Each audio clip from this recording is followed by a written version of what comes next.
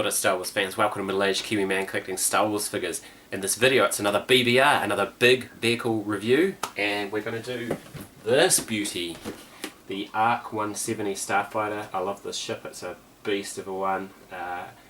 The ARC stands for Aggressive Reconnaissance as opposed to Aggressive Negotiations. Anyway, we're looking forward to getting stuck into that. Just one other quick thing.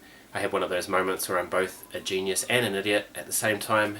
I had got some really good feedback about the quality of my videos, and I was like, yeah, I've got an HD camera, I'm outputting at 1080p, it should be alright.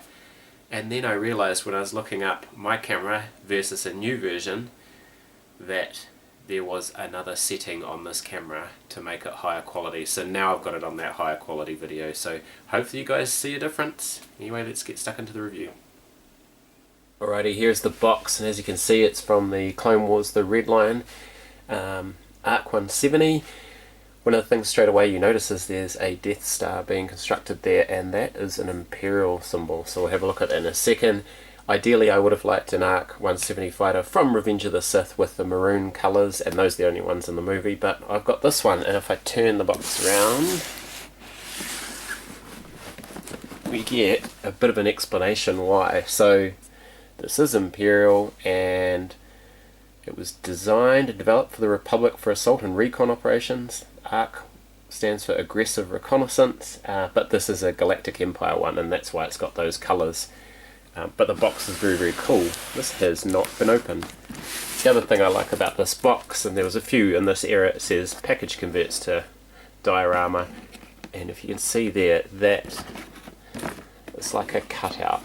So yeah, that's very, very cool. Let's open it up. Alright, you can see the tray slides out there. Box out the way, and there is a whole bunch of stuff, and as you can see it is all wrapped, absolutely untouched. Very, very cool. I'll get all the parts out. As you can see, all the main parts are all bagged up. So here's the main fuselage, a little bag of weapons and whatnot, and then we've got the two wings, so those will just snap straight in place, I guess. And look at all this. It's like a time capsule. So we've got some stickers, and hopefully they still stick after all these years. We've got a little leaflet to show you how to click it all together and where to put the stickers. Very cool. Reminds me of the old G.I. Joe days. And talks about the features. And then we've got this, a Clone Wars toy catalogue. Wow. Those were the days. Here we go. There's my boy, the Clone Turbo Tank. Okay, I'm going to get distracted by this. I'll have a look at that later. Alright, I've assembled it, and oh my goodness me, this is definitely worthy of a BVR, a big vehicle review. This thing is huge. I just put oddball in there to give you a sense of scale, and then putting it together I just noticed a ton of features, so let's have a look at some of them. So we've got this double cockpit here, so of course you can have two pilots in there, one there and one behind, sort of like an attack helicopter, and then there's another cockpit at the back. Whoa, let's move that around. There's another cockpit there for a gunner, and then of course there's an astromech slot. Wow, so that's just for the crew of 4, I guess. So the guns on the wings are massive, and they've got sort of like a side to side thing, and this, believe it or not, is a projectile. So there is a button underneath there somewhere. See that? And that went pretty far, a couple of meters. Looking at the back again, as I said, you could put another pilot in there. Then you've got this rear cannon which moves up and down, side to side, and yeah, very, very cool stuff. Just looking underneath here, we've got like a bomb bay. So if you're holding that up and you can open that, it's a little bit hard to open.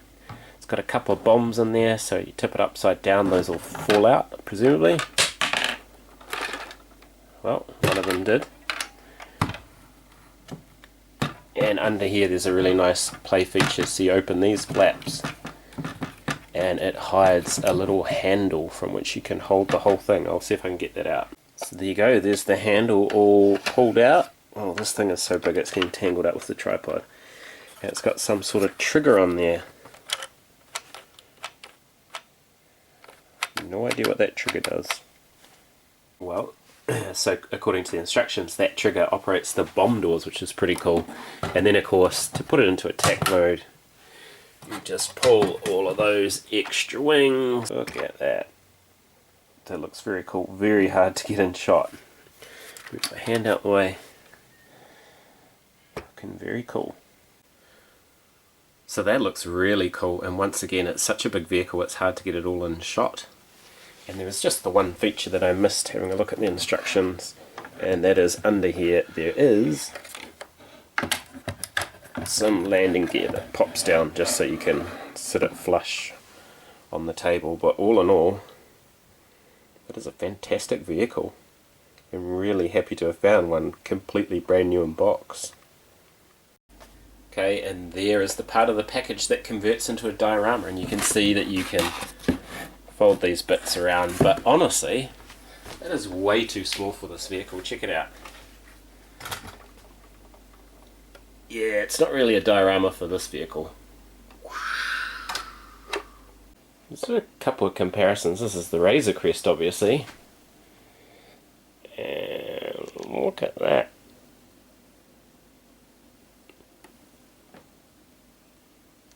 And there it is on top of the BMF. Don't try this at home, kids.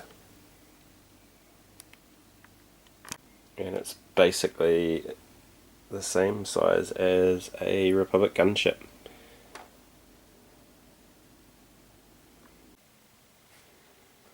And there we go, the ARC-170 is a very fine beast indeed, and I really like that colour scheme. Even though it's not the one from Revenge of the Sith, it's really, really cool. But anyway, let me know what you think if you got one of these. I'm middle-aged Kiwi man collecting Star Wars figures. Thank you so much for watching. Ka kite, and I will see you on another video.